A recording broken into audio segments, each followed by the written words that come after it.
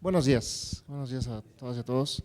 Gracias por su asistencia a la presentación del libro Las razones del voto en el Estado de México, un estudio teórico-práctico a la luz de la elección de gobernador de 2011, cuyo autor es el consejero electoral, el doctor José Martínez Vilchis, y cuyo comentarista es el doctor Héctor Samitis, a quien obviamente a los dos presentaré en su momento.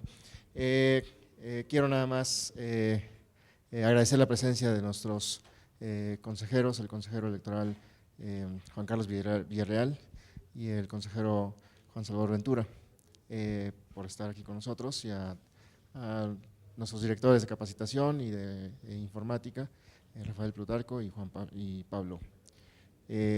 Y por eso, y a todos los demás servidores electorales que están con nosotros y público en general.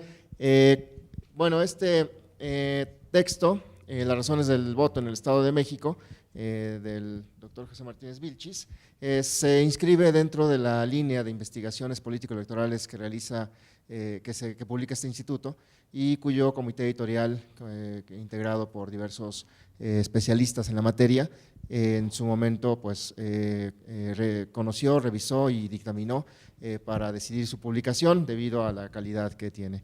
En ese sentido, agradezco también entonces la presencia del doctor Héctor Samitis, quien es nuestro primer comentarista y a quien, bueno, el primer comentarista en realidad del libro, y a quien le agradezco que esté con nosotros. El doctor Héctor Samitis Gamboa estudió la maestría y el doctorado en Ciencia Política en la Universidad Nacional Autónoma de México. Además, está especializado para el ejercicio de la docencia por el Centro de Investigaciones y Servicios Educativos de la misma institución. En el año 2008 realizó el Diplomado Análisis Político Estratégico del Centro de Investigaciones y Docencia Económica, en el CIDE. Pertenece al Sistema Nacional de Investigadores, es profesor de carrera de tiempo completo, adscrito al Centro de Estudios Políticos de la UNAM. Es autor de los libros Los Principios de la Política en el Pensamiento de Nicolás Maquiavelo, editado por la UAM en 1998, y Vilfredo Pareto, Realismo Político y Ciencia Política, editado por la UNAM en 2008. Es coautor en 5 publicaciones y coordinador editorial del libro Gobernabilidad y Desarrollo Sustentable, editado por el INAP en 2009. Además, ha publicado artículos en diferentes revistas especializadas. Ha ejercido diferentes cargos en la Facultad de Ciencias Políticas y Sociales de la UNAM, y el último de ellos fue secretario general de esa facultad de mayo de 2006 a abril de 2008. Actualmente es profesor de tiempo completo en la Facultad de Ciencias Políticas y Sociales de la UNAM y como ya lo comenté, integrante del Sistema Nacional de Investigadores. Muchas gracias por estar con nosotros. Gracias. Bueno, yo venía preparado para una presentación formal en una mesa al estilo tradicional. Traía un documento para ir leyendo y comentando, ¿no? Pero este ambiente pues es distinto para que yo pueda tomar la formalidad del caso. Veo que las mesas redondas son redondas y hay la forma en que se participe, digamos, de una manera, con una dinámica distinta. Bueno, primero debo agradecer al doctor José Martínez Vilchis que me haya invitado a comentar este libro titulado Las razones del voto en el Estado de México, con un subtítulo al que hay que hacerle mucho caso, en el sentido de que es un estudio teórico práctico a la luz de la elección de gobernador del 2011 en este mismo estado, ¿no? Señalaba yo en mi presentación que hay fenómenos de interés que suelen tener múltiples causas y la especulación sobre las causas que pueden explicar tanto las razones del voto como también otro fenómeno que complementariamente el libro se preocupa por atender, diríamos su contrario, que es el abstencionismo. Las razones de ambos fenómenos pueden ser interminables. Yo diría en principio que la primera utilidad de una teoría es pues poner un poco de orden en este marasmo de explicaciones potenciales. La teoría que se formule debe tener en cuenta las investigaciones previas que se hayan realizado sobre la materia e incorporar la definición de los conceptos que se postulen como fundamentales. Si ustedes se preguntan la explicación sobre las razones del voto, es un reto complejo y es un tema difícil. Por eso formular una teoría implica por consiguiente un intento de simplificar la realidad que se estudia, ¿no? Puesto que se selecciona una o varias explicaciones de entre todas las imaginables. Ahí es donde uno se percata que las ciencias sociales son importantes, que la ciencia política y sus enfoques son importantes, son necesarios, se requieren, ¿no? Y diríamos simplemente, de una manera formal, las teorías se pueden definir como conjuntos de conceptos lógicamente relacionados que representan lo que creemos que sucede en el mundo. Por eso me parece a mí que el libro es un libro importante, un libro pertinente y un libro, también diría yo, ¿por qué no?, desde el título, ambicioso. La elaboración de una teoría, quiero decirlo así, si ustedes me permiten, nace a partir de la observación de su entorno. Por ejemplo, si nosotros reflexionamos sobre Gran Bretaña y Estados Unidos y pensamos en el sistema de partidos que se articula en torno a dos fuerzas moderadas, mientras que además en estos países constituyen sistemas democráticos estables y duraderos, bueno, pues esto nos puede dar la observación de una teoría que relacione estabilidad democrática con el formato del sistema de partidos que ambos países tienen.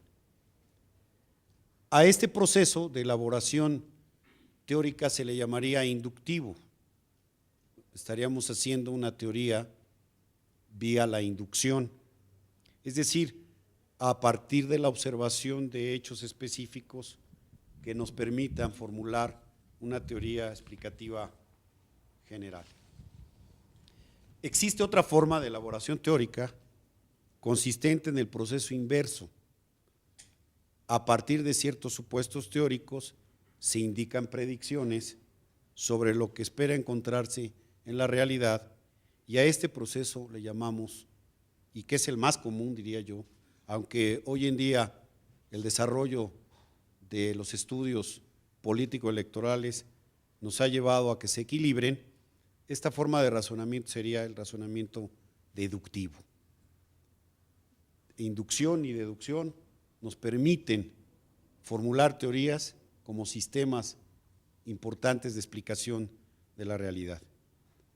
Ahora, ¿qué nos dicen los especialistas? Que una teoría debe de ser contrastable.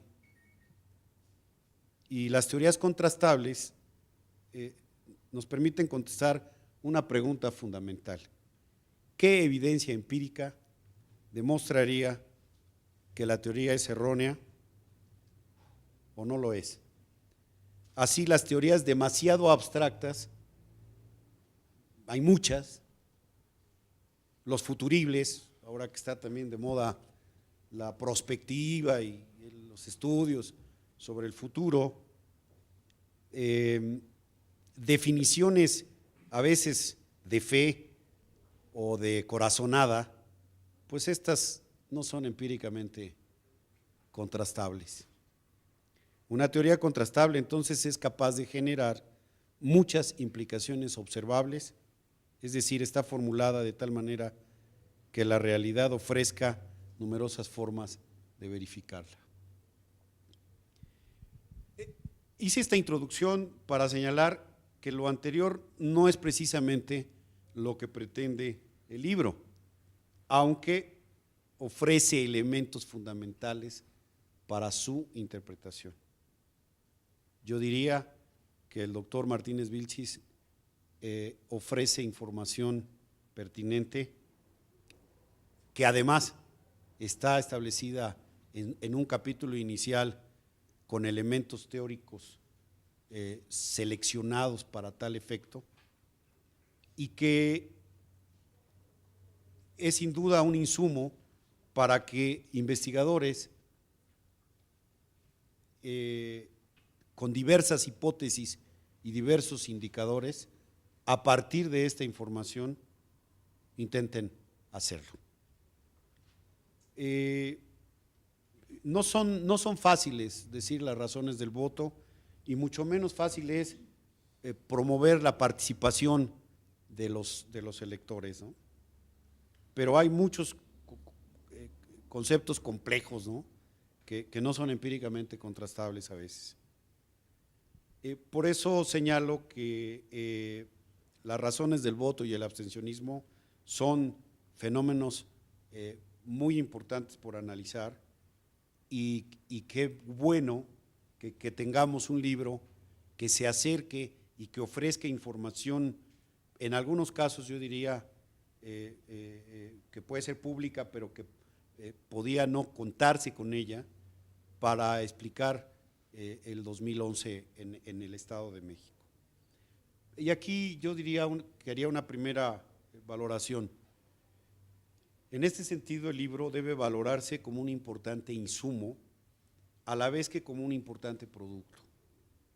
¿Por qué? Porque nos ofrece teoría, nos ofrece un enfoque metodológico, pero sobre todo, como dice su subtítulo, pretende resolver problemas prácticos.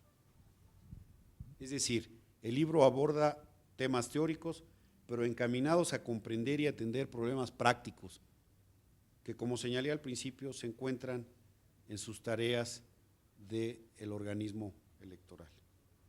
Una de ellas, nada sencillo, pueden ser agrupadas en desarrollo de cultura política, promoción del voto, participación electoral, que me imagino yo que los consejeros, que las autoridades electorales tienen como grandes retos, más allá de todos los que se les han asignado de suyo ya difíciles, como son la parte de la gestión electoral, la administración concreta, digamos, de lo que significa, ¿no? Los exconsejeros del IFE, algunos de ellos, en particular José Woldenberg, verán siempre que en sus escritos aparece la evaluación de los procesos electorales y dirá: se lograron instalar el número determinado de casillas que tenía establecido el instituto para tal efecto. Pero la tarea que tienen los institutos hoy en día pues es mucho más compleja, y cada vez se va convirtiendo con mayor complejidad, ¿no? No solo es la administración y la gestión, sino es parte de arbitraje, parte de identificar medidas cautelares, parte de buscar ese arbitraje difícil y complejo que es la lucha entre los partidos políticos, ¿no?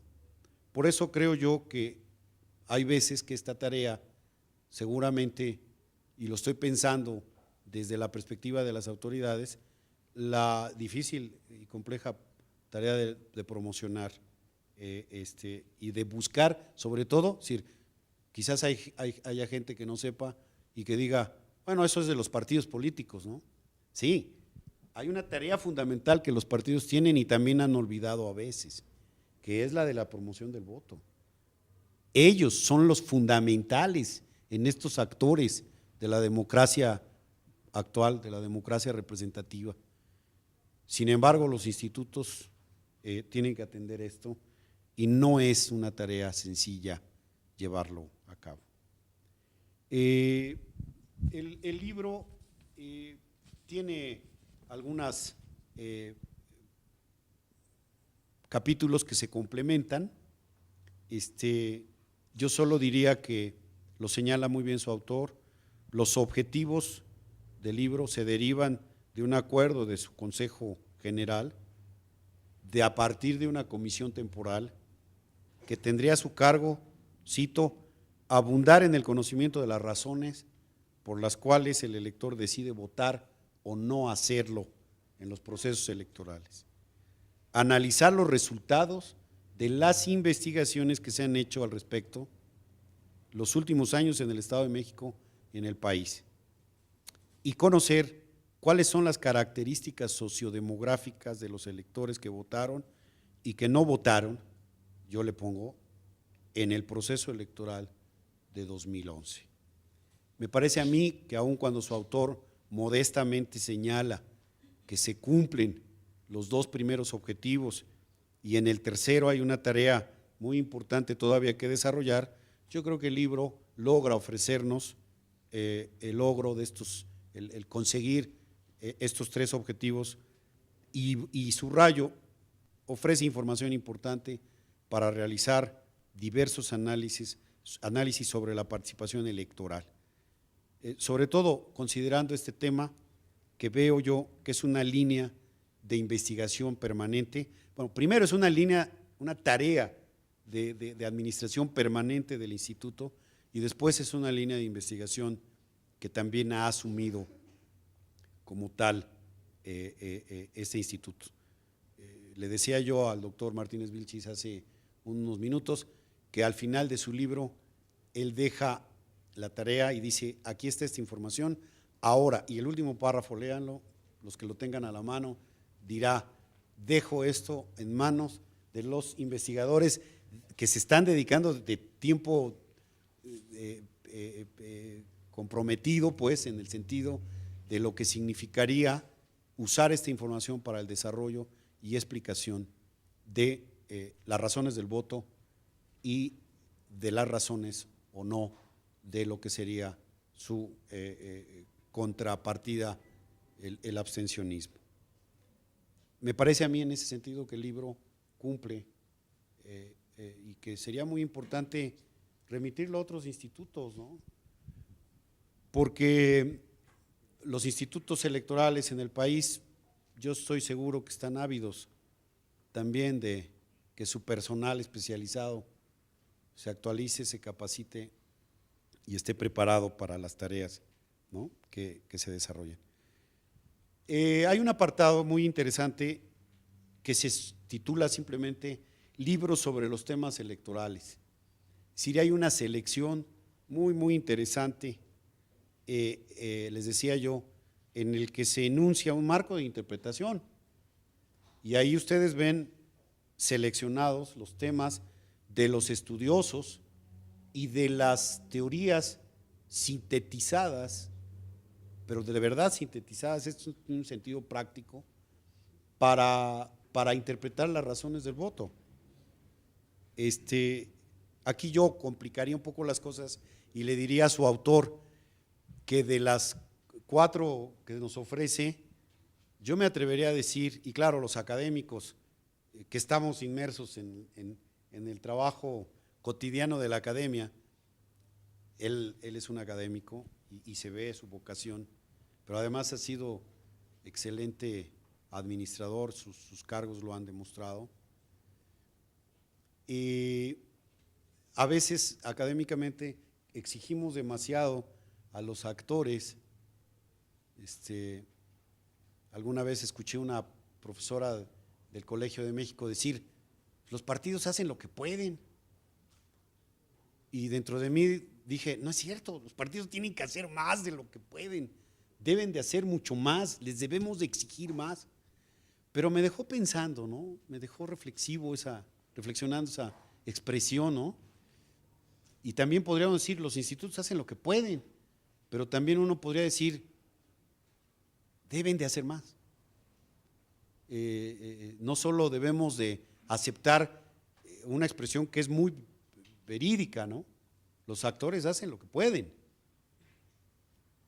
Pero claro, desde la academia, sobre todo cuando tenemos referentes teóricos, ¿no?, que nos dicen, el de Robert Dahl, ¿no?, que no está citado aquí, pero A ver, estas 9 condiciones son las que debe de tener un país democrático y si no las cumple, por lo tanto, no podemos considerarlo así, ¿no?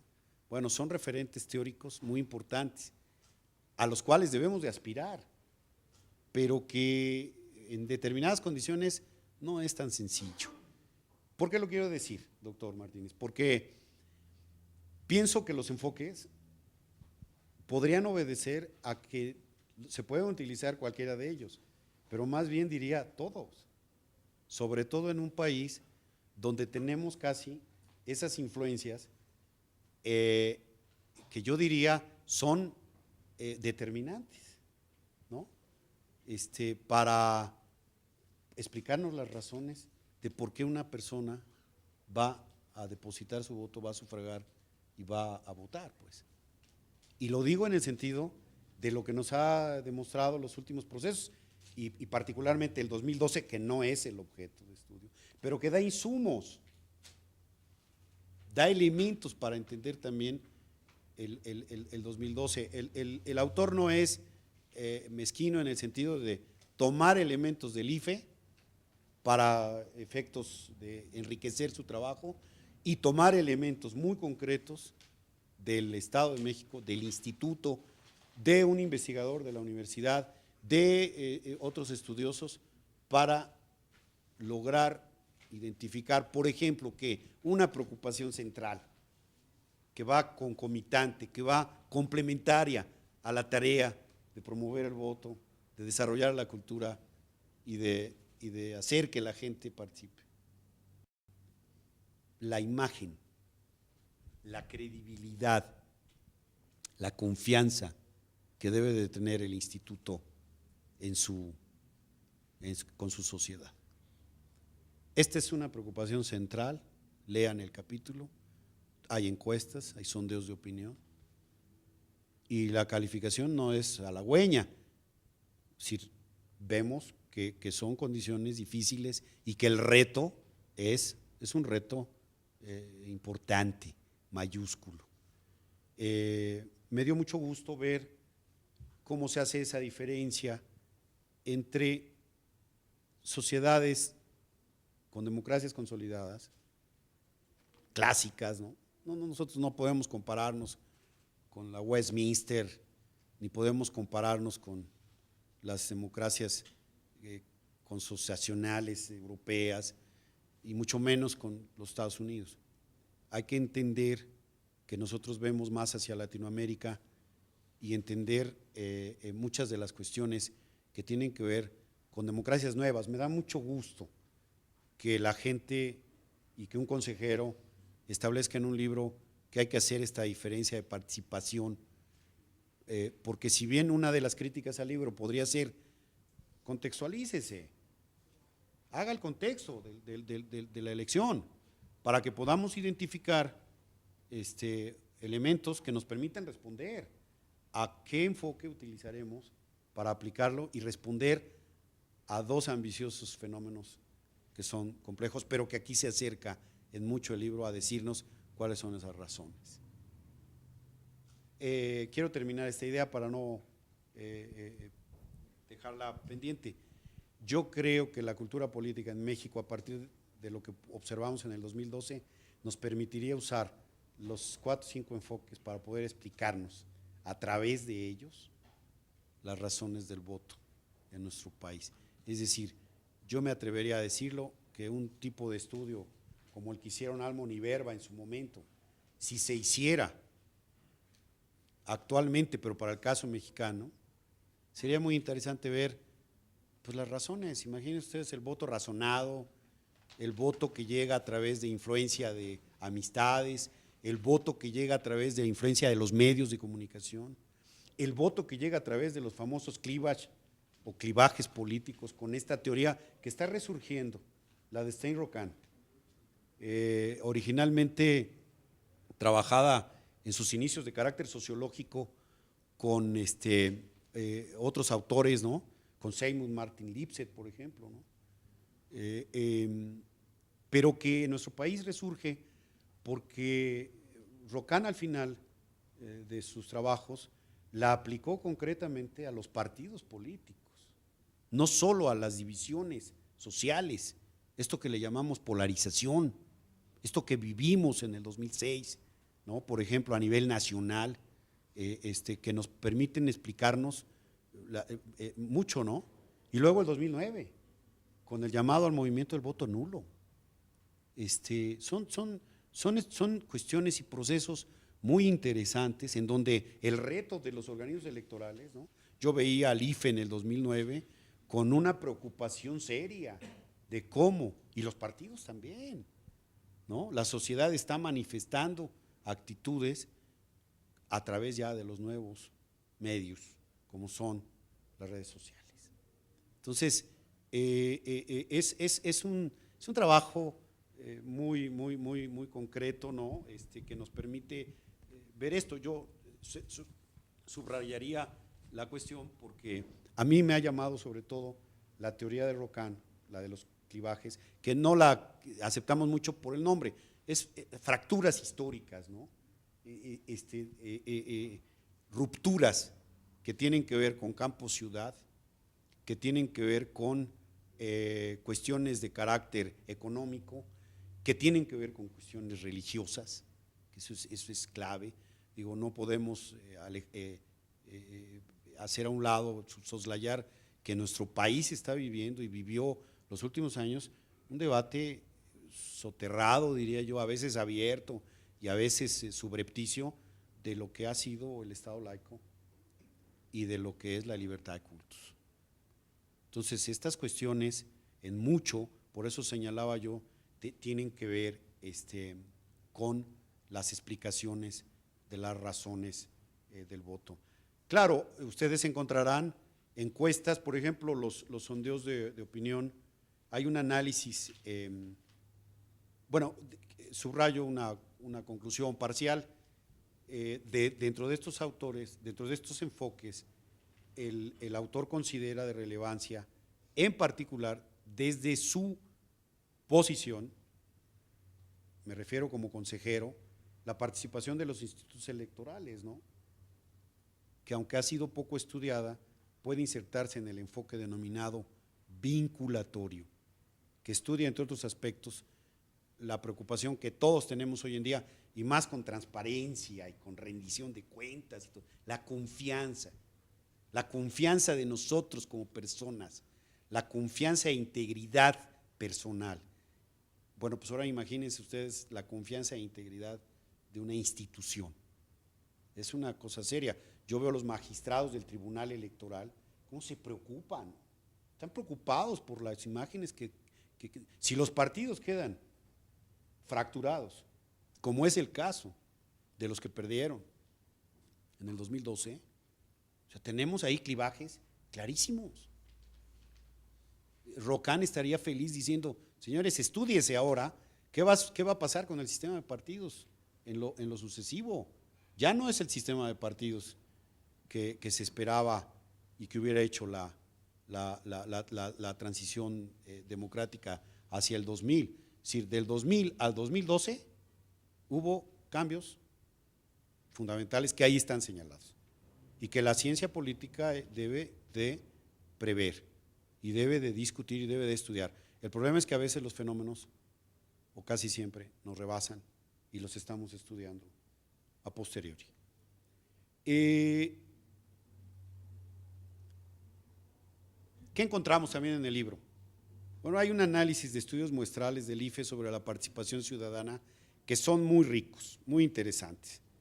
El IFE realiza 2 estudios que en este libro se ven analizados muy concretamente con el objeto de identificar 2 temas fundamentales: las características demográficas básicas de la población que votó y de la que no lo hizo, con base en información contenida en listados nominales y características de los ciudadanos, tales como sexo, edad y tipo de sección electoral, donde hay resultados muy interesantes en ese carácter que nos puede servir en forma inductiva y sobre todo para realizar tareas electorales, tareas de promoción, que por ahí se señala en una parte del libro de manera muy interesante.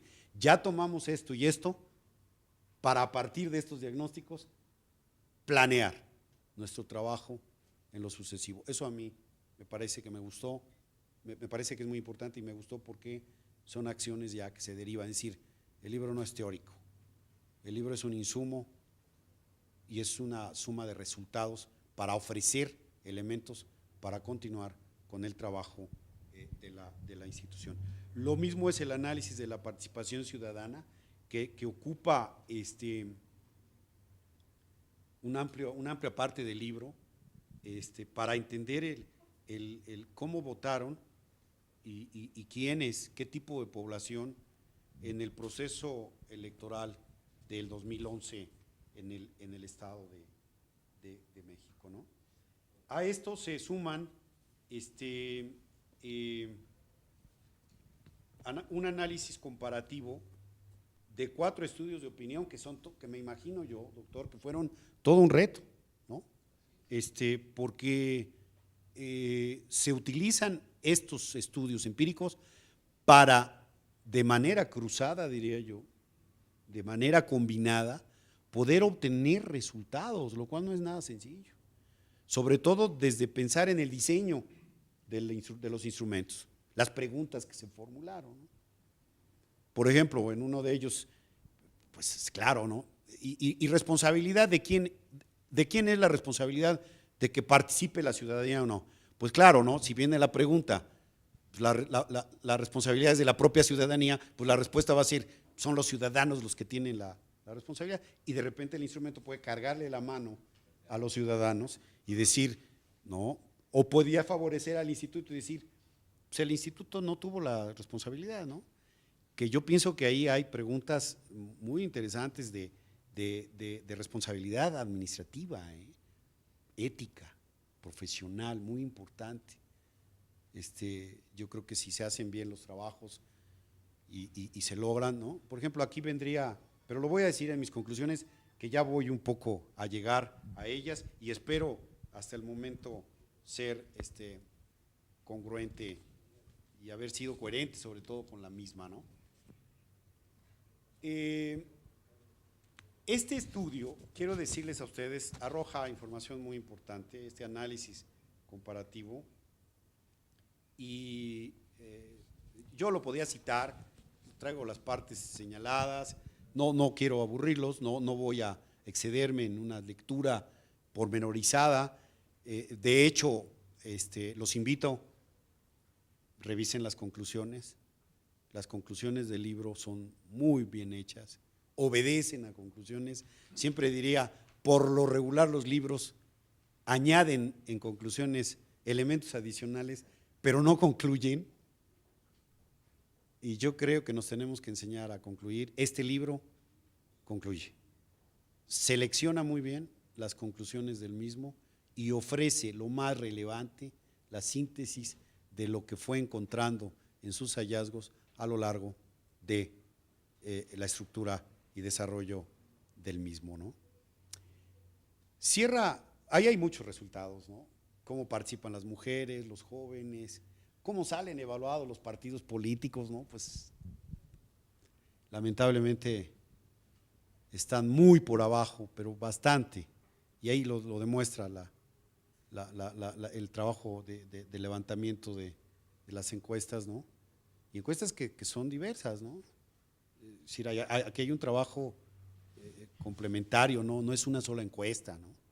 Y podrán ser criticables el diseño, pero el esfuerzo que se hace para lograr con objetividad establecer conclusiones en donde hay que revisarlas, ¿no? Si los partidos ven, dicen, pues estamos muy, pero muy mal calificados, ¿no? Hay que ver en qué momento, ¿no? Bueno, no voy a tocar el tema, pero sí también en el momento en el que México ha vivido por su construcción, y no lo digo con una bola mágica, lo digo con una visión retrospectiva, una partidocracia que también debe de ajustarse, revisarse, y un problema a nivel nacional fundamental. Los procesos electorales pasados nos han demostrado que los partidos tienen que ser nacionales. Los partidos tienen que luchar por tener presencia nacional.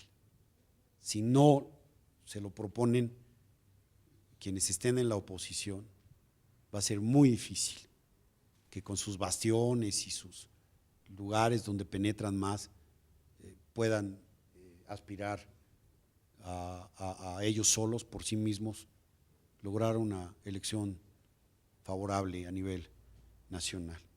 A partir de ahí se pueden entender mucho lo que implican las coaliciones.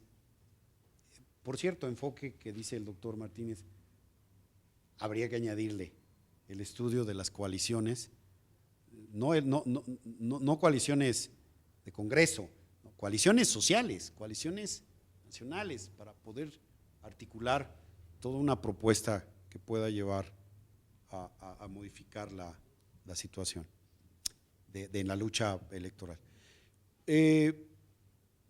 Bueno, digo por último, antes de mis conclusiones o mis comentarios finales, hay un estudio comparativo de estrategias de promoción del voto, que además me gustó mucho la manera en la que se narraba, porque el IEM invitó a los institutos electorales de la República, ¿no?, de los estados de la República.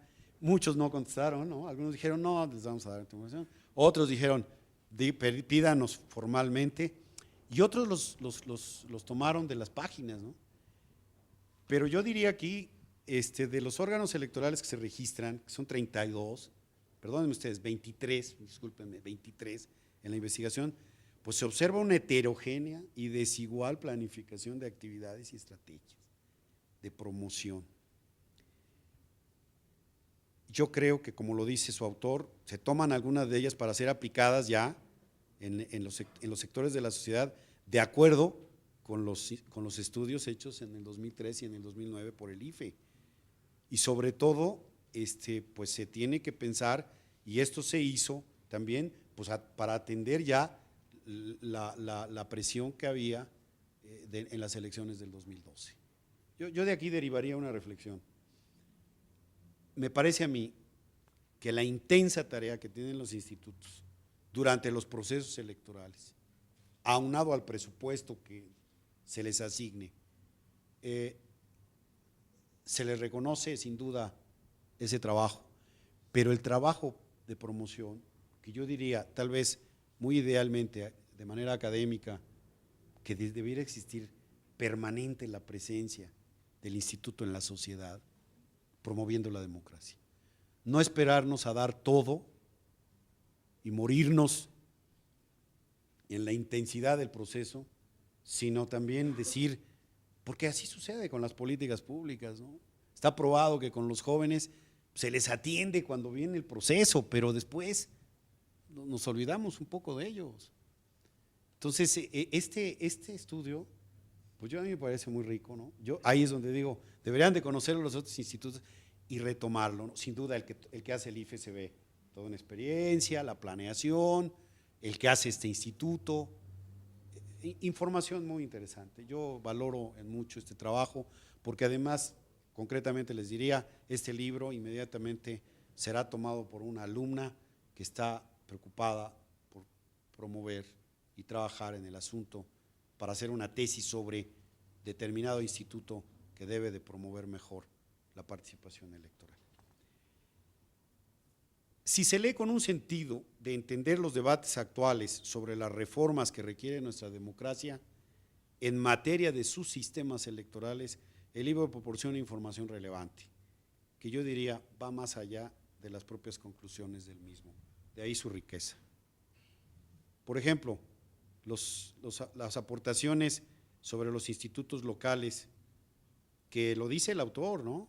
Viven en una etapa en que luchan por su identidad. Es decir, por ser reconocidos por los ciudadanos como los organizadores de las elecciones locales, independientemente del trabajo del IFE. Y estoy tocando un tema que es motivo de debate nacional. Por eso mi lectura es en ese sentido, como alguna vez diría Max Weber, ¿no? No la contextualizo a fondo, pero tampoco la descontextualizo.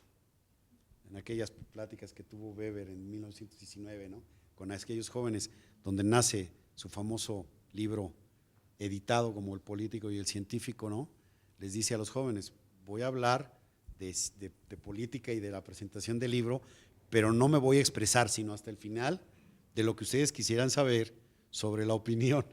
No voy a dar de ninguna manera mi opinión, esto está en debate, pero el libro es muy consciente y eso me gusta porque lo abre de algún modo a la discusión y eso es un reconocimiento que hay que hacer públicamente.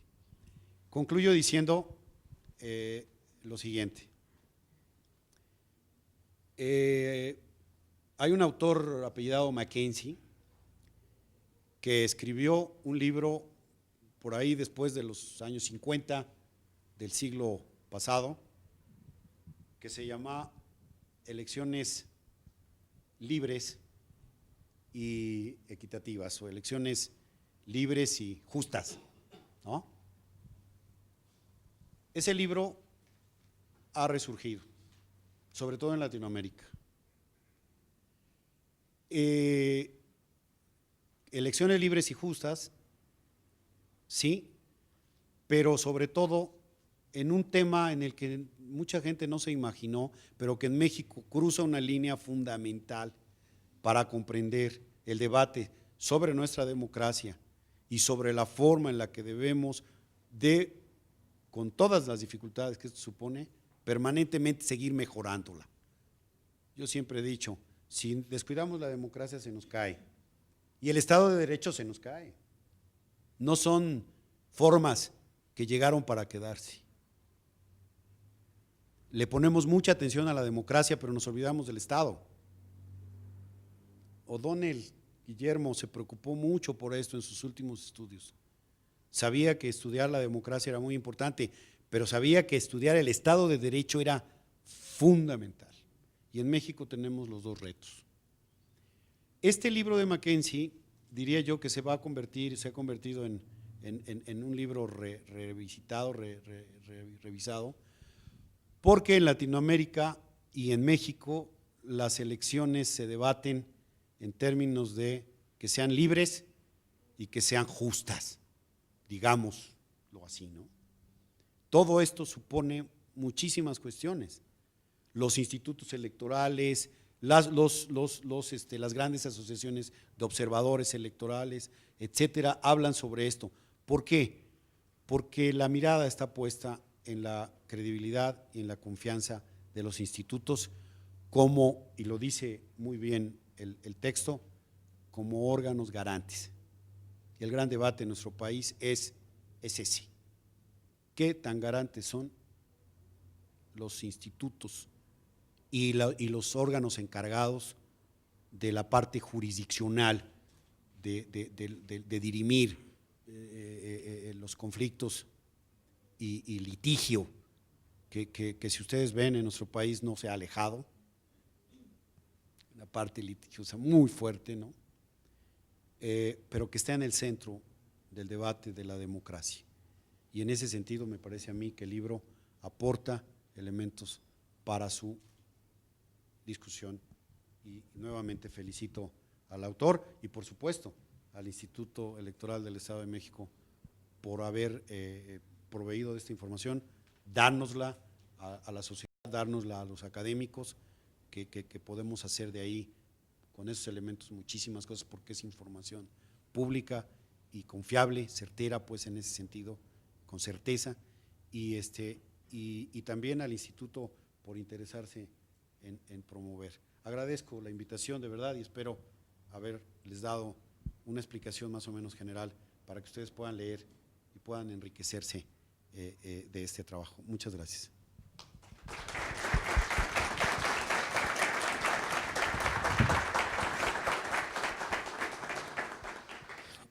Gracias al doctor Héctor Samitis. También quiero destacar la asistencia del maestro Jesús Castillo Sandoval, presidente del Consejo General de este instituto y de algunos integrantes de las representaciones de los partidos políticos representados ante el Consejo General. Bueno, ahora vamos a pasar a la presentación del autor del libro que estamos discutiendo, que es el doctor José Martínez Vilchis, consejero electoral de este instituto.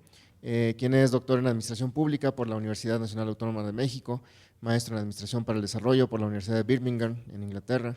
Es licenciado en Ciencias Políticas y Administración Pública por la Universidad Autónoma del Estado de México y actualmente es miembro del Sistema Nacional de Investigadores en el nivel 1. Es autor de diferentes obras como Nueva Gerencia Pública, Análisis comparativo de la Administración Estatal en México, publicado en noviembre de 2007, así como Manuales para la Gerencia Municipal, Administración de los Servicios Públicos Municipales, Manuales para la Gerencia Municipal y Administración de la Obra Pública Municipal, editados por Manobras en 2001.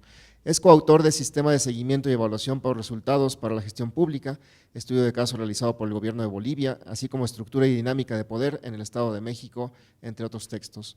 Entre sus obras más recientes destaca México y sus gobiernos estatales, Dimensión de su administración y resultados de la gerencia pública, publicado en 2010, y entre otros cargos que ha tenido, fue director de la Facultad de Ciencias Políticas y Administración Pública, así como rector de la Universidad Autónoma del Estado de México durante el periodo 2005-2009. Actualmente es consejero electoral integrante del Consejo General de este instituto. Muchas gracias. Buenas tardes a todos. Quiero decirles que estoy muy complacido por el tipo de presentación de esta mañana por varias razones. Primero, por la presencia de todos ustedes. Veo aquí la eficacia de las redes sociales. Primero quiero decir eso porque aquí se hizo una invitación a través de varias instancias, el Instituto Electoral, por supuesto, personalmente, pero he usado con más abundancia ahora las redes sociales, Facebook, muchas otras redes, y hicimos una invitación por ahí y noto la presencia de amigos, de profesores, de estudiantes universitarios, una diversidad de participantes esta mañana. Me da gusto que sea de esa forma. Destaco notoriamente la presencia del señor presidente del instituto, a quien le agradezco siempre la cortesía para estar en todos los eventos que son significativos para nuestra institución. Gracias, presidente, por estar esta mañana. A mis amigos consejeros Villarreal y Ventura, que están con nosotros, muchas gracias por acompañarme. Al señor director de capacitación, que tiene que ver con el libro, es actor protagónico en el documento, ahora comentaremos sobre eso, y a quienes nos acompañan esta mañana. Le agradezco mucho a Héctor Samitis, mi amigo Héctor, doctor Héctor Samitis, que haya hecho sus comentarios sobre el carácter del libro. Héctor, un profesor que tiene una trayectoria importante en la UNAM, en nuestra Universidad Autónoma del Estado de México también, y bueno, una tradición, fue profesor mío, aunque somos de la misma edad, un destacado profesor joven desde hace muchos años, junto con Edgar Hernández Muñoz, jóvenes profesores en la Universidad del Estado, y le agradezco al instituto que haya publicado la obra, que haya tomado esa audacia de publicar las ideas que uno quiere emitir en esta materia. No voy a abundar mucho en lo que ya dijo puntualmente Héctor acerca del contenido del libro, sino a comentarles a ustedes que el libro quiere aportar un método de investigación para quien lo lea, acerca de cómo podemos acercarnos a analizar una elección en particular, con las desventajas y ventajas que esto tiene. Ya Héctor adivinó algunas. Hacer un estudio teórico práctico de una sola elección, como pretendió ser este libro en el Estado, le permite abundar en un solo caso, se ubica dentro de los estudios de caso, una sola experiencia a analizar, un estudio de caso, que era la elección de gobernador en 2011, permite abundar en él, pero también le da la desventaja de no poder ser generalizado al contexto de las demás elecciones, aunque aporta información que los investigadores o los interesados pueden ir estudiando paulatinamente. Entonces, esta es su primera característica. También se destaca por ser un análisis comparativo, que es una de las herramientas del investigador social fundamentales, al no tener un laboratorio que permita manejar elementos fijos como lo hacen los químicos o los biólogos. El cientista social tiene que hacer análisis comparativo para tratar de analizar diferentes realidades y aportar alguna experiencia. ¿Qué compara este libro? Compara opiniones de investigadores, por un lado. ¿Qué han dicho los que han escrito sobre razones para votar o para abstenerse?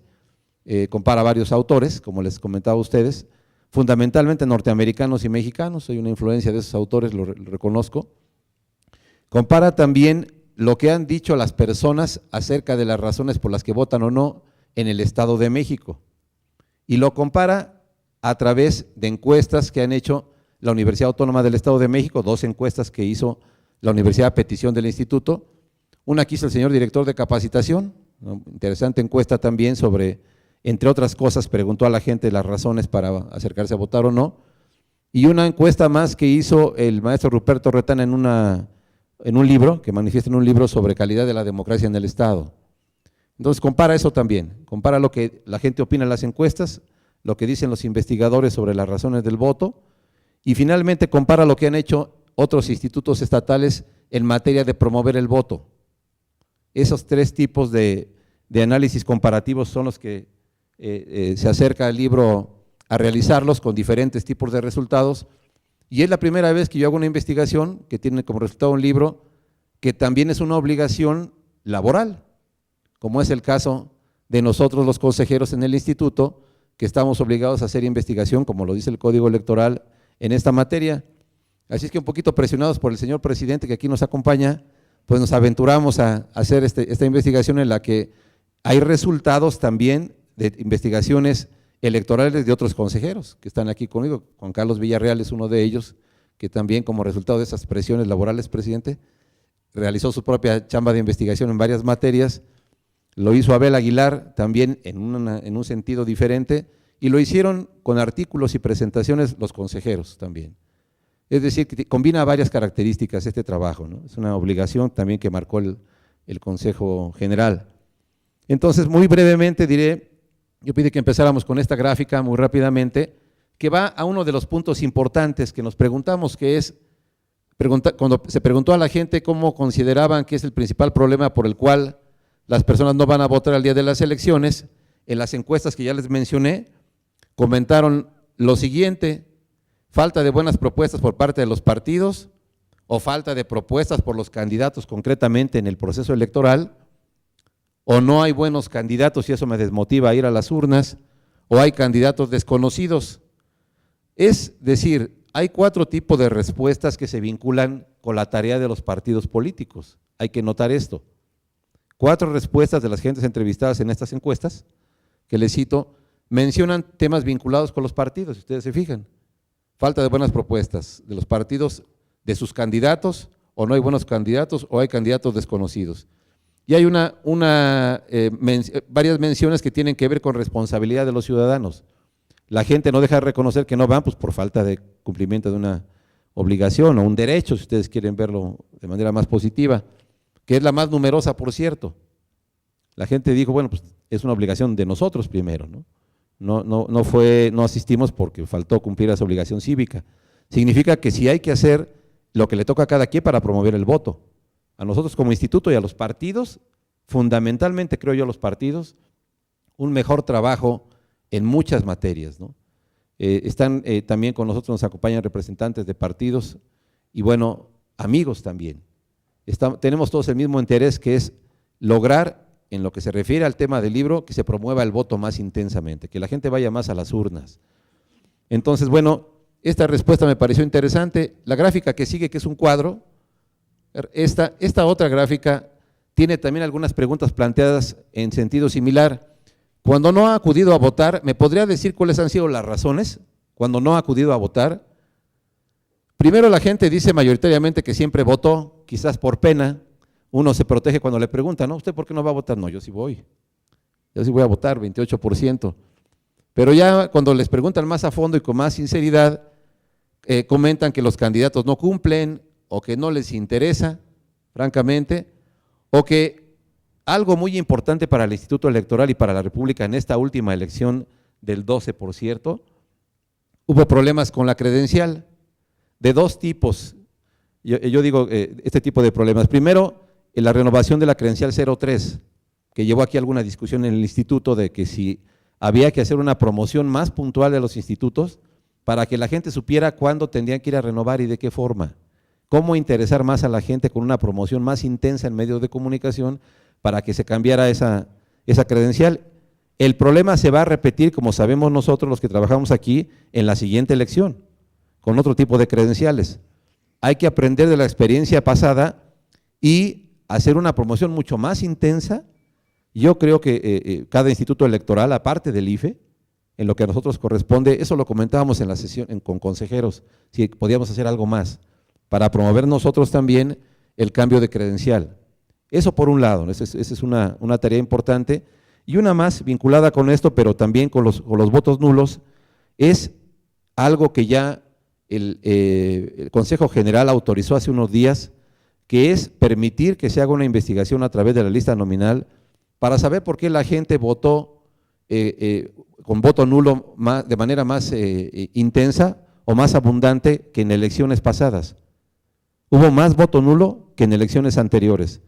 La razón que todos creemos y que hay que comprobar con la investigación es que hubo una confusión porque el IFE en la elección concurrente les decía a los electores que se podían tachar varias opciones que llegaban al mismo resultado de un candidato, mientras que en otras entidades los institutos electorales no permiten eso a su votante.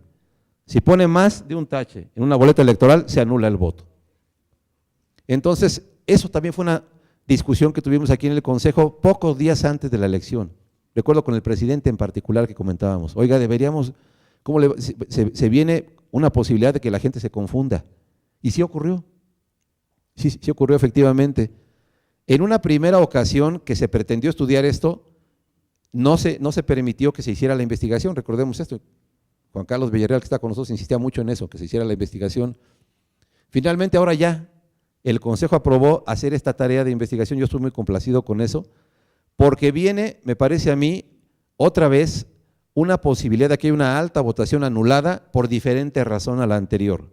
Esta fue por confusión en la forma en que podía votar en elecciones federales y estatales, pero ahora me parece que hay una intensa promoción en redes sociales y en otros medios de comunicación para que la gente vote por, si ustedes les quieren llamar, por candidatos no registrados o por otro tipo de opciones, como el candidato Morrison, ¿no? en Veracruz, o el burrochón en Chihuahua, si no mal recuerdo, que comentamos también en el Consejo. Y previsiblemente la gente, como en otra ocasión, cansada de algunas candidaturas o con razones diferentes para votar o no, ahora acuda a esos expedientes. El hecho es que al haber estas reacciones de la gente, se hace necesaria la investigación de estudios de casos particulares. Me parece a mí que por eso apostó bien el instituto a hacer esta comisión especial y a decir, pues vamos a entrarle al tema.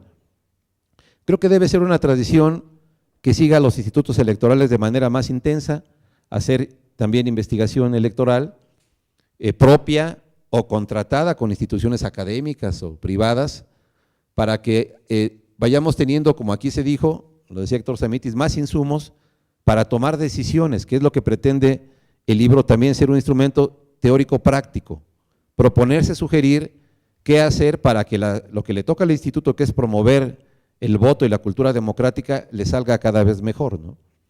Hay una omisión en la investigación acerca de elecciones muy importante, que es qué papel tienen los institutos electorales, o qué papel han jugado, o qué importancia han tenido para que la gente se anime a ir a las urnas.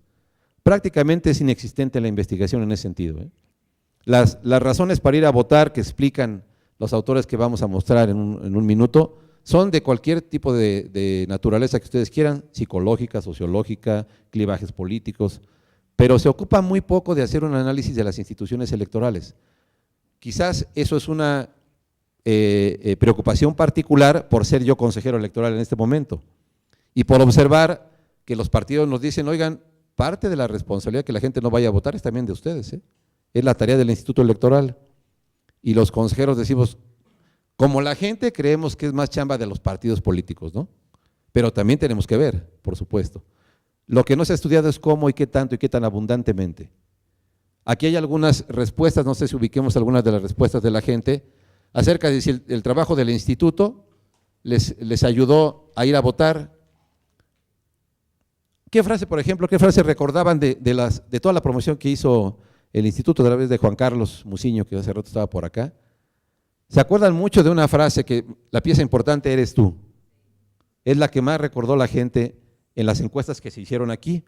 O vota, haz lo importante de manera secundaria. Pero un número importante también decía que no saben o ninguna. Es decir, los medios de comunicación son vitales, y sobre todo la televisión, hay que reconocerlo. Y por lo tanto creo que debe ser más fino el trabajo de promoción en medios que hacen los institutos electorales, cada vez más fino, y demandar al IFE y a las instituciones nacionales que permitan a los estados tener más tiempos en medios. Ahora es desproporcionada la asignación de tiempos para la federación y para los estados, esto lo sabemos pues todos, ¿no? De tal manera que viene una necesidad de afinar el trabajo en medios de comunicación por parte del instituto, y lo demuestran respuestas como las que tenemos aquí en la pantalla, ¿no? La de la confianza en el IEM, que aquí ya se ha comentado, ¿qué tanto confían en nosotros? Pues el promedio de todas las respuestas que ha habido, a Ruperto Retana le contestaron reprobatoriamente para nosotros, ¿no? 5.6 en la encuesta que hizo el maestro Retana. Dije, el maestro es demasiado crítico con nosotros, pero no, resulta que la Universidad del Estado, perdón, la UAM, en una encuesta, la primera, también nos pone 5.6, una calificación parecida a la de Ruperto Retana, 5.6. Después, la Dirección de Capacitación, más optimista, nos calificó con 7.3 en su encuesta, y una segunda de la universidad con 7.1. El promedio de todo es 6.4, en una escala de 10, ¿no? Y sabemos nosotros que confiar en instituciones electorales para todos es difícil, ¿no? Inclusive para los que trabajamos aquí quizás, ¿no? En algunos aspectos, cuando uno ve el desarrollo del proceso, dice, hay mucho que ya se ha avanzado en temas electorales. Yo lo vi así viniendo de una institución académica hacia acá, sin duda sorprendido, por ejemplo, del trabajo del Servicio Electoral Profesional. Con todos los defectos que pueda tener, es muy adecuado el trabajo del CEP, por lo notorio frente a otras instituciones en México. Es destacadísimo el trabajo del Servicio Electoral Profesional. Sin embargo, no es suficiente para que la gente tenga confianza todavía, como quisiéramos ver a los institutos electorales, tal como opina la gente de las iglesias, de las universidades, por ejemplo, del ejército, ¿no? Con niveles muy altos. De tal manera que esto es una realidad. No es sencillo lograr ir generando confianza, aunque creo que el trabajo de muchos institutos electorales es extraordinario, de acuerdo a sus recursos humanos y financieros disponibles. Y por eso creo que el tema del Instituto Nacional de Elecciones me parece que es sumamente incorrecto. El planteamiento de un instituto nacional se debe, yo creo, fundamentalmente al enorme desconocimiento que tenemos entre institutos estatales e IFE y viceversa. Todos los comentarios y las declaraciones se basan en suposiciones, en especulaciones sobre la influencia de los gobernadores o sobre la autonomía de los institutos, y poco, en realidad, en un conocimiento profundo de lo que han hecho los institutos electorales en materia de avance democrático. Falta mucho por hacer, por supuesto, pero me parece que la equivocación más grande que podríamos cometer es querer corregir la falta de autonomía de los institutos llevándose las tareas al centro de la República, ¿no? En una propuesta centralista poco estudiada a fondo, ¿no? Sin embargo, yo creo que pues hay muchos temas que se derivan de este libro que hoy estamos presentando, de esta investigación. Ya no haré mayores comentarios, excepto hacerles un repaso rápido de los principales enfoques que nosotros tomamos para explicar por qué la gente vota o no. Yo he de decirles que, como les decía en un principio, por la enorme influencia que tiene académicamente, creo yo, sobre las disciplinas de ciencia política y administración pública, los norteamericanos. Héctor, a ver si no me opina distinto, pero hay una influencia tremenda de investigadores en esa materia. Los de la elección racional, por ejemplo, Anthony Downs y William Ricker, uno de Stanford, egresado de Stanford, Downs, quien es famoso por haber escrito la teoría económica de la democracia, y Ricker de Harvard, la mejor universidad del mundo, de acuerdo a muchos estándares de medición, con su teoría de las colisiones políticas y la teoría del juego, fue de los primeros que la trajo a conocimiento. Ellos hablan, como buenos norteamericanos, que hay que medir la participación de la gente o no por un cálculo que hace cada persona, un cálculo muy económico, muy racional, muy utilitarista. La gente irá a votar o no de acuerdo a un interés muy particular. Entonces explican que incluso se entiende por qué razón la gente puede ir a votar motivada porque le den un recurso económico. Si ustedes quieren, inmoral, pero explicando en muchas ocasiones cómo racionalmente la gente cree que eso le conviene. Es un cálculo económico frío. Económico no quiere decir solamente dinero, sino en muchos sentidos, beneficio personal. En el enfoque de recursos, Alejandro Moreno y Fernanda Somuano, que han hecho una gran cauda de investigaciones en materia electoral, aseguran algo similar, a un poquito adaptado al caso mexicano, pero hablan de recursos disponibles que tiene la gente, tiempo, dinero, conocimientos también. Y en conocimientos, evaluación de la política que hace la gente, percepciones sobre el fraude electoral que tengan o no, participación social, edad, algo de lo que podemos concluir con la investigación que ahora se va a hacer en el instituto, a raíz de que podamos analizar un poco datos sociodemográficos. Eso es muy interesante. Y así vienen otros, enfoque de la movilización que hacen profesores de California, de la Universidad de California y de Minnesota, como los que están en la pantalla. La participación electoral responde a estímulos mediáticos que logran los actores políticos, su impacto en medios de comunicación o en contacto directo con la gente, incluidos las redes sociales últimamente. La motivación psicológica de este profesor Dalton, de la Universidad de California o de Campbell, también, o la sociológica, que mucho se ha discutido ya, a través de Alejandro Moreno, Lazarsfeld, o los clivajes políticos muy vinculados a la explicación sociológica que ya comentó también Héctor Sámez. Eso es algo de lo que se puede hallar en esta obra que se presenta esta mañana. Yo les quiero refrendar mi gratitud por estar con nosotros escuchando la presentación de hoy, decirles que a mí me parece que el Instituto Electoral del Estado de México tiene un alto compromiso con el desarrollo de las elecciones, con su trabajo, como me ha tocado a mí verificarlo, aprender mucho de la forma de organización que tiene este Instituto Electoral, de las opiniones de mis compañeros consejeros también, y de la experiencia de los servidores electorales tan abundante que tiene el IEM. De tal modo que me parece que se hace un trabajo intenso, hay que hacerle la crítica académica al trabajo, y cuando uno tiene la oportunidad de hacer una crítica personal, tomando las herramientas académicas y la experiencia personal, me parece que es extraordinaria la oportunidad, como a mí me ocurrió esta vez. Por supuesto que habrá resultados y conclusiones que estén muy sesgadas por mi propia opinión personal, eso es lo menos relevante, pero lo que sí importa es la información que puede contenerse en la obra, que puede ser útil para otras investigaciones posteriores o trabajos prácticos para los institutos. Muchas gracias por acompañarnos, gracias a Héctor Samitis por su comentario y al doctor Montiel por esta capacidad de editar obras como la que tenemos hoy esta mañana. Muchas gracias.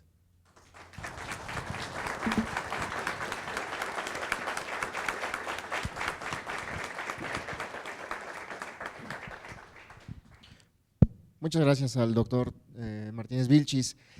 Abrimos un espacio breve para algunas preguntas que ustedes tengan para nuestros presentadores. No sé si haya alguna, ¿no? Bueno, entonces, ¿algún comentario adicional? ¿No? Pues entonces, a ver, aquí creo que hay una.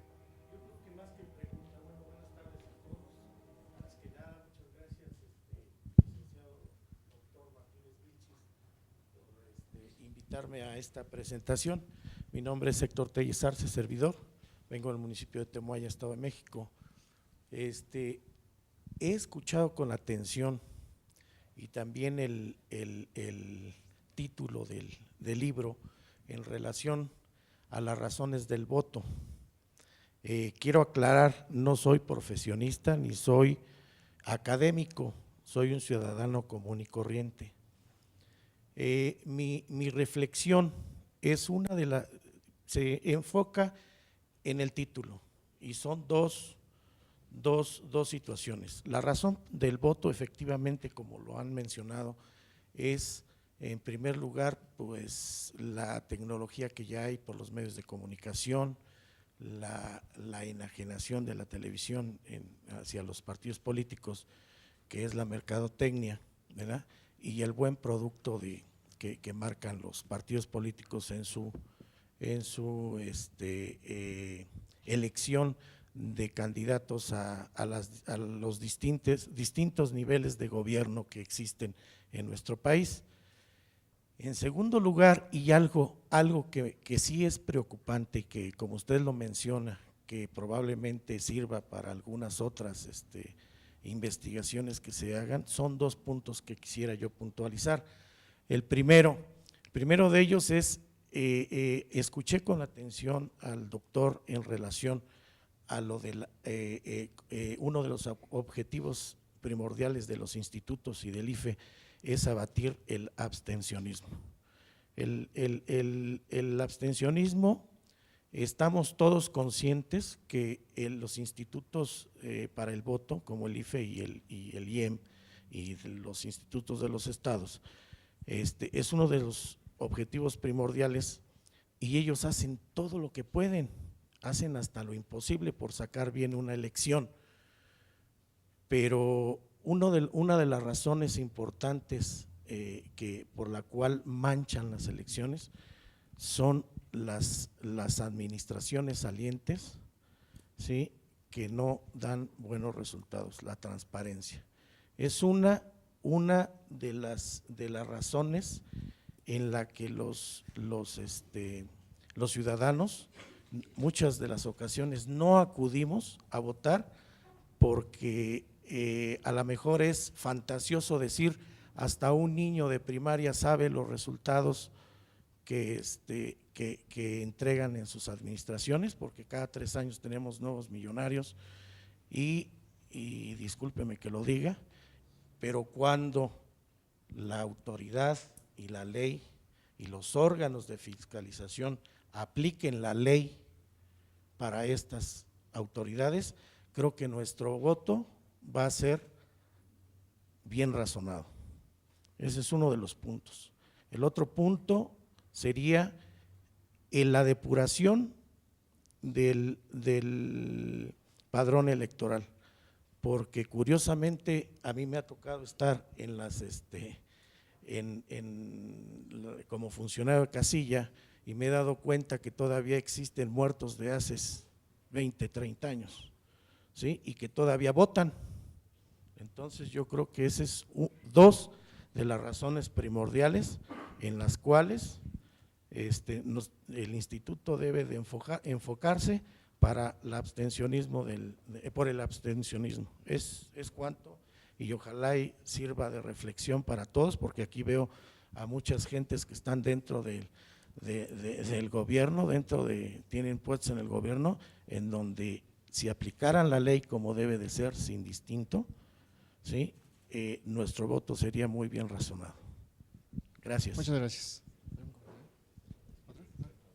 Tomamos otra pregunta y sí, pasamos a un comentario. mi nombre es Daniel Rojas y 2 preguntas, bueno, 3 en realidad.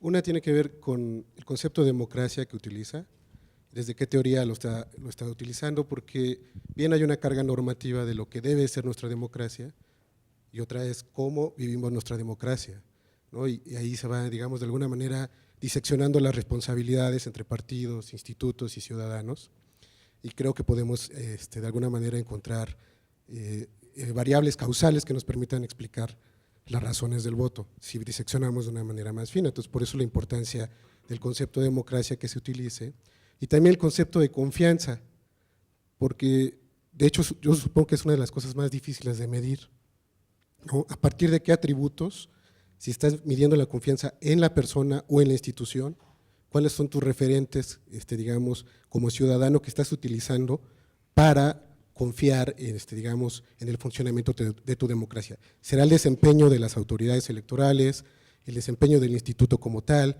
los resultados de gobierno, digamos, los escándalos de los partidos políticos. Entonces, de alguna manera, también habría que diseccionar qué atributos o qué categorías referentes tenemos. Y finalmente, es como esta cuestión en términos prácticos que me parece muy atinada respecto a la imagen que tiene, o cómo se cuida la imagen de los institutos, porque me parece que también en aras, digamos, ya como el speech de ir diseccionando, una cosa es el árbitro o asumiendo esta, digamos, como la tarea del instituto, pues cuando no hay interpelaciones entre los actores o los resultados, pues no se ve porque hay un buen trabajo. Entonces, entre menos se ve al árbitro es porque estamos viendo un juego limpio, donde no hay faltas, donde no está ensuciado, y digamos el resultado no se va a cuestionar. Pero en cuanto empieza a haber, digamos, interpelaciones de los actores políticos, entonces los institutos se vuelven protagónicos, ¿sí? Y entonces esto nos da cuenta una serie, digamos, de las fortalezas o debilidades institucionales que tiene el instituto, para saldar, digamos, de alguna, o para llevar o conducir, digamos, un juego limpio en las elecciones, ¿no? Entonces me parece importante de alguna manera tener esa estrategia o aprender de esa estrategia o generar una estrategia de comunicación en la cual, ¿sí?, digamos, se expongan de alguna forma lo que pueda hacer el instituto, lo que está digamos, es su responsabilidad y lo que es responsabilidad de quienes diseñan las reglas de juego, porque digamos, en esta parte los partidos de alguna manera interpelan el juego cuando son ellos quienes finalmente son los protagónicos de la fijación de reglas e incluso también hay que decirlo del nombramiento del árbitro. Entonces aquí me parece que hay como una línea de investigación muy amplia y de hecho me parece sorprendente que las referencias sean más de estudios de otras partes y que no haya investigación empírica en el país, ¿no? O sea, eso sí es sorprendente y lo felicito ampliamente porque finalmente, digamos, alguien está atendiendo una línea de investigación importante que, digamos, nos corresponde a los que somos académicos o estudiosos de la ciencia política. Es todo. Gracias. Gracias. Bueno, esta pregunta que hace, y comentarios, mejor dicho, que vierte quien nos acompaña de Temoaya, quien agradezco su presencia, pues tiene que ver con el desempeño que tienen los gobiernos en sus encargos gubernamentales, como una de las materias primas que va a utilizar la gente para decidir por quién votar, ¿no? Si, como usted bien señala, un gobernante no ejecuta de manera adecuada su tarea, por diferentes razones, peor para el partido al que pertenece el gobernante, ¿no? La gente habrá, y ahora con ciudadanos en México tan conscientes de su voto, yo creo que la gente en México vota de manera muy inteligente, tendrá que sancionar o premiar al gobernante de ese partido, ¿no?, que ha actuado incorrecta o correctamente. Creo que la lógica política de la gente es impecable. Si, como usted observó, hay inadecuada actuación de un gobernante, sabrá por quién votar en la siguiente ocasión, ¿no? De tal manera que los partidos también aprenden de esto, ¿no? Habrán de decir, la gente ya observa más a detalle el desempeño que tenemos, por lo tanto hay que poner más atención al ejercicio de gobierno. Me parece que eso es impecable políticamente, esa forma de razonar. Lo que dice Daniel, a quien le agradezco sus comentarios acerca de la democracia, yo ubico el concepto de democracia, lo he señalado varias ocasiones, bueno, la clásica, el gobierno del pueblo. Después de esas definiciones clásicas y esas discusiones filosóficas de los griegos y los romanos, me parece a mí que de manera más actual, más contemporánea, nos sirven las definiciones que miden la calidad de la democracia de manera más puntual y ubican a los temas electorales como aquellos contenidos políticos que miden la calidad de la democracia, pero no se agota ahí la democracia en los temas políticos y electorales, más bien se extiende a los temas económicos, sociales, jurídicos, culturales. Ahora muchos autores hacen una amplia gama de indicadores para medir la calidad de la democracia, ¿no? Unos son los electorales, quizás sean los más visibles, ¿no? Quizás sean en los que más nos entretenemos, yo lo he dicho, pero hay otros que son de medición de calidad de la democracia más de fondo, los económicos, por ejemplo, los sociales. Y en eso, por cierto, nuestra Constitución es una de las más avanzadas a la hora de definir la democracia. La Constitución la define en su artículo 3º, que se refiere, por cierto, a la educación más, pero define la democracia de manera muy puntual y dice que no solamente un sistema jurídico político, sino un sistema de vida basado en el mejoramiento constante de la cultura, de la economía y de la sociedad. Mejoramiento cultural, económico y social de la gente. Si los gobernantes siguieran puntualmente esta definición, me parecería que no estarían desorientados a la hora de plantear sus planes de desarrollo. Si el mejoramiento de lo económico, lo social y lo cultural es la democracia y nosotros estamos en ese sistema político, pues habría que hacer lo necesario para que esas condiciones se cumplan, ¿no? No hay mayor ciencia. Lo difícil es hacerlo, ¿no? Pero me parece a mí que hay que ubicar la investigación como parte de una de esas investigaciones que reconoce a lo electoral político como parte de los indicadores de la calidad de la democracia en nuestro país y por lo tanto su mejoramiento pues es una precondición para ir avanzando, ¿no? Yo creo que avanzamos en este terreno pasos adelante, por supuesto, de manera notoria, pero también algunos pasos atrás, ¿no? De repente hay un reconocimiento mayor al IFE, hubo un Consejo General Extraordinario y otros consejos generales del IFE que han sido regulares, ¿no? Por las decisiones que han tomado y por las circunstancias en que las han tenido que tomar, ¿no? Y lo mismo pasa en los estados, ¿no? En ocasiones avances más notorios, en otras ocasiones no tanto avance o retrocesos incluso, como es el desarrollo de la humanidad, por cierto, ¿no? No es lineal toda la vida. Yo diría que entonces coincido con usted en la imagen en lo que se refiere a la imagen del instituto. Quienes diseñan las reglas del juego son los partidos, lo dice usted, yo creo que sí.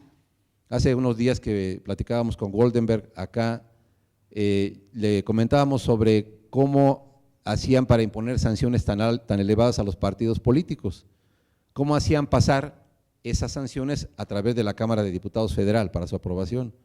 Y nos recordaban que las sanciones, el sistema de sanciones lo establece el Consejo General, no la Cámara de Diputados. Los institutos tienen otras condiciones en ese sentido. Necesitan hacer pasar sus propuestas de modificación al código a través de la Cámara de Diputados. Entonces, bueno, son diferentes grados de avance democrático, ¿no? Para mí sería extraordinario que el Consejo decidiera esa parte, pero creo que todavía nos falta un poco para llegar a ese nivel de desarrollo cívico democrático, ¿no? Pero bueno, yo dejaría hasta aquí los comentarios. Si hay más preguntas o interacción que hacer, sabemos cómo ubicarnos ambos a través de correo, de redes sociales o personalmente también en la mejor de las disposiciones. Muchas gracias a todos por esta mañana.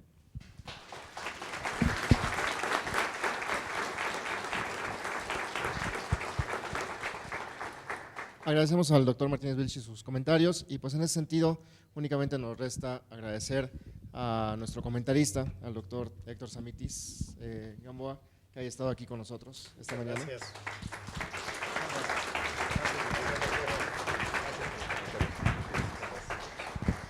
Y también al doctor José Martínez Vilchis, autor de la obra.